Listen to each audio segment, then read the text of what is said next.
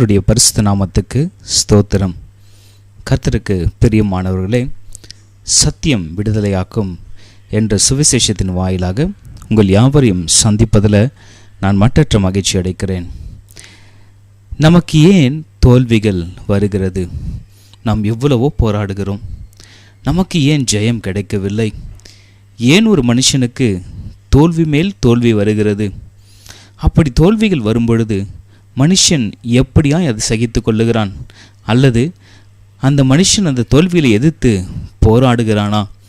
தோல்விகள் ஒரு மனுஷனை தொடும்பொழுது தான் அந்த மனுஷன் ஆண்டவரோடு கூட கிட்டி சேருகிறானா அல்லது அவரை விட்டு விலகி செல்லுகிறானா என்பதை நாம் அறிந்து கொள்ளலாம்.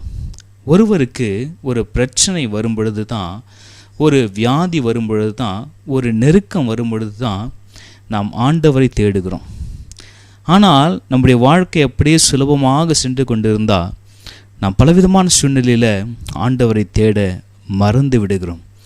தோல்விகள் ஏன் வருகிறது?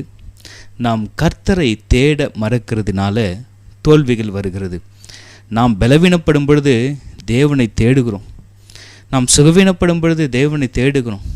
தாங்கிக் கொள்ள முடியாத பிரச்சனைகள், சூழ்நிலைகள் நமக்கு விரோதமாக இருக்கும் பொழுது தேவனை தேடுகிறோம்.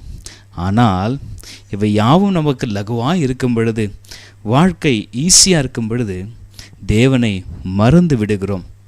பிரியமானவர்களே, இந்த நாளில் கர்த்தர் உங்களோடு கூட பேசுகிற ஒரு காரியம், நீ தேவனை தேட வேண்டும்.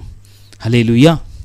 நாம் தேவனை தேட தேட நாம் நிச்சயமாகவே ஜெயம் பெறுவோம் என்பதில் சந்தேகமில்லை. ஹல்லேலூயா.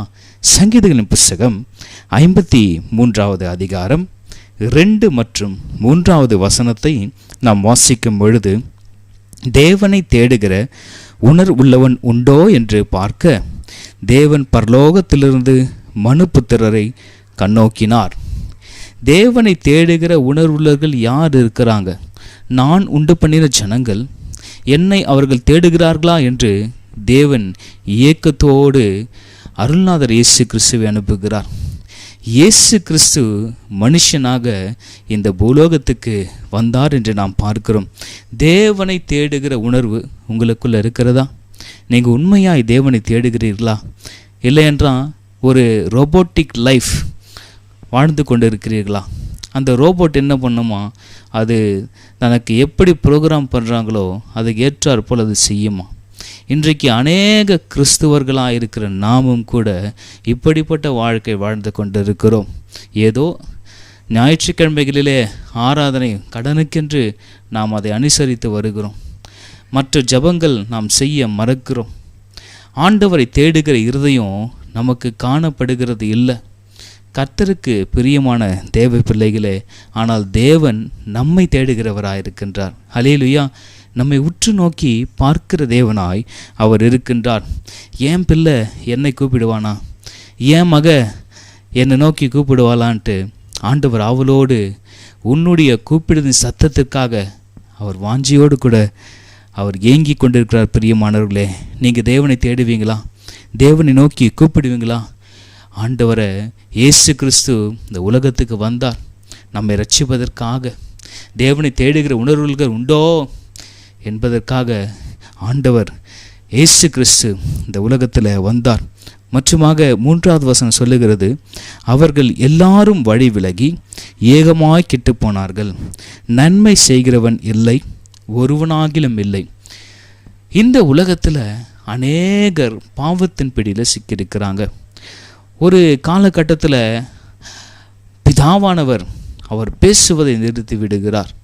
நாம் ஆதியிலிருந்து பார்க்கும் பொழுது அநேகர் முகமுகமாய் பேசினாங்க, தேவனோடு கூட பேசினாங்க.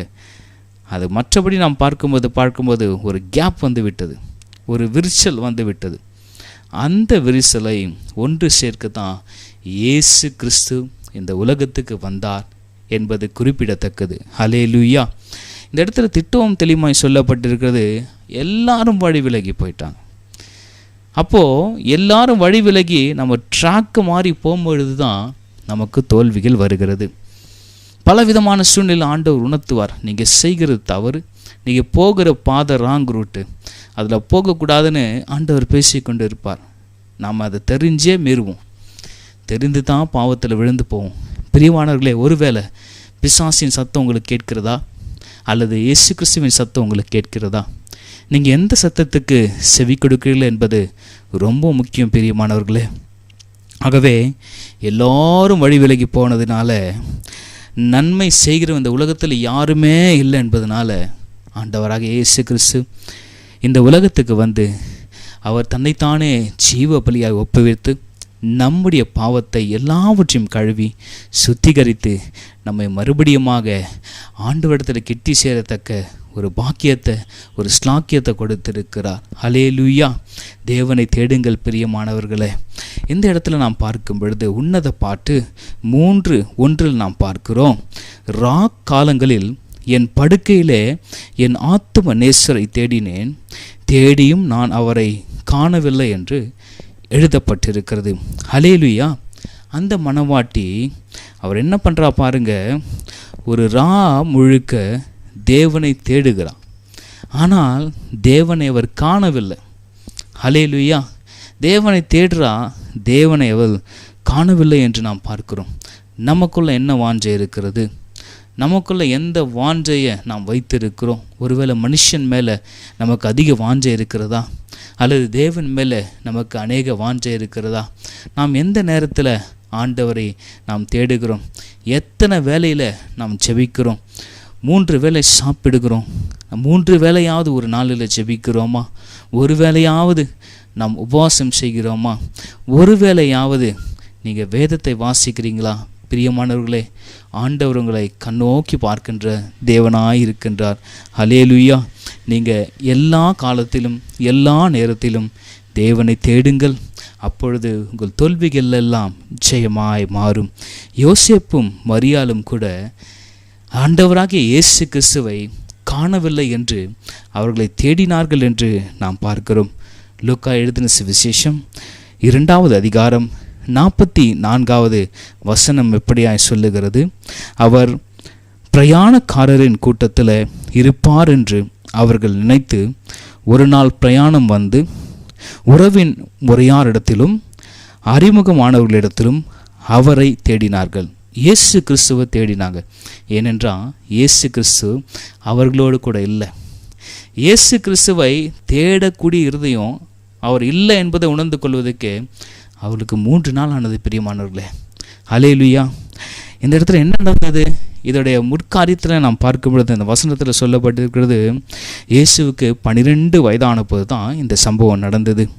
அவரின் தாய் தகப்பனார் வருஷந்தோறும் பஸ்கா பண்டிகையை ஆசரிப்பதற்காக எருசலேமுக்கு போவார்கள்.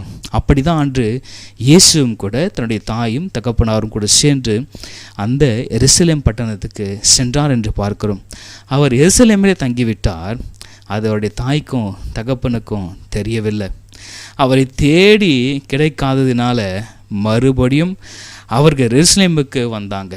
அவங்க மறுபடியும் பிரயாணப்பட்டு எருசலேமுக்கு வந்து பார்க்கும் பொழுது தான் இயேசுவானவர் அங்கு சபையில் உட்கார்ந்து கொண்டு, எருசலேமின் ஆலயத்தில் உட்கார்ந்து கொண்டு அங்கு போதகத்தை கேட்கவும் அவர் வினவும் தொடங்கினார் என்று சுவிசேஷ வசனத்தில் குறிப்பிடப்பட்டுள்ளது. அல்லேலூயா. இயேசு காணாமல் போன இஸ்ரவேலரை தேடவே வந்தார். அவர் காணாமல் போன ஆட்டுக்காகத்தான் பரிதபிக்கிறார். மகனே மகளே, உனக்காகத்தான் ஆண்டவர் ஓடோடி வந்திருக்கிறார். ஆனால் நாம் ஆண்டவரை தேட மறக்கிறோம். பிரியமானவர்களே, நாம் ஆண்டவரை தேட மறந்து தோல்விகளின் விளிம்பில் நாம் சிக்கி தவித்து கொண்டிருக்கிறோம். எல்லாம் தோல்வி என்று நாம் புலம்பி அழுது கொண்டிருக்கிறோம். இதற்கு என்ன காரணம் தெரியுமா? நாம் ஆண்டவரை தேட மறந்தது. பிரியமானவர்களே, நீங்கள் ஆண்டவரை தேடி தேடி தேடி நீங்கள் அவர்களை கண்டு கொள்வீர்களானால் நிச்சயமாகவே உங்கள் தோல்விகள் ஜெயமாய் மாறும். பிரியமானவர்களே, தேவனுகளை ஆசீர்வதிக்க போதுமான தேவனாய் இருக்கின்றார். தேவனை மறக்கிறதே நமக்கு வேண்டாங்க. தேவனை தேடுங்க.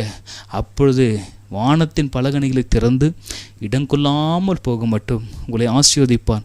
ஒருவேளை சோதனை வருதா? ஆண்டவர் அந்த சோதனையை சகித்து அதை நீங்கள் மேற்கொள்ளத்தக்க தாளந்துகளை கொடுப்பார். கலங்க வேண்டாம். என்று காண்கிற எகிப்தியர் நீங்கள் என்றைக்குமே காண மாட்டீங்க. நிச்சயமாக நீங்கள் ஜெயம் எடுப்பீங்க சிஸ்டர். நீங்கள் ஜெயம் எடுப்பீங்க. கலங்க வேண்டாம். நீங்கள் அழாதீங்க. ஆண்டவர் சொல்கிறாரு, உன் தோல்வியெல்லாம் ஜெயமாய் மாறும். நீ என்னை தேடினால், நீ கர்த்தரை தேடினால் சகலமும் நன்மைக்கு எதுவாய் உங்களுடைய வாழ்க்கையில் தேவன் நடத்தி முடிப்பார். விசுவாசத்தோடு இருப்போம். கர்த்தர் அனைத்து காரியங்களையும் வாய்க்க செய்வார். கர்த்தர் உங்களை ஆசீர்வதிப்பாராக. Praise the Lord.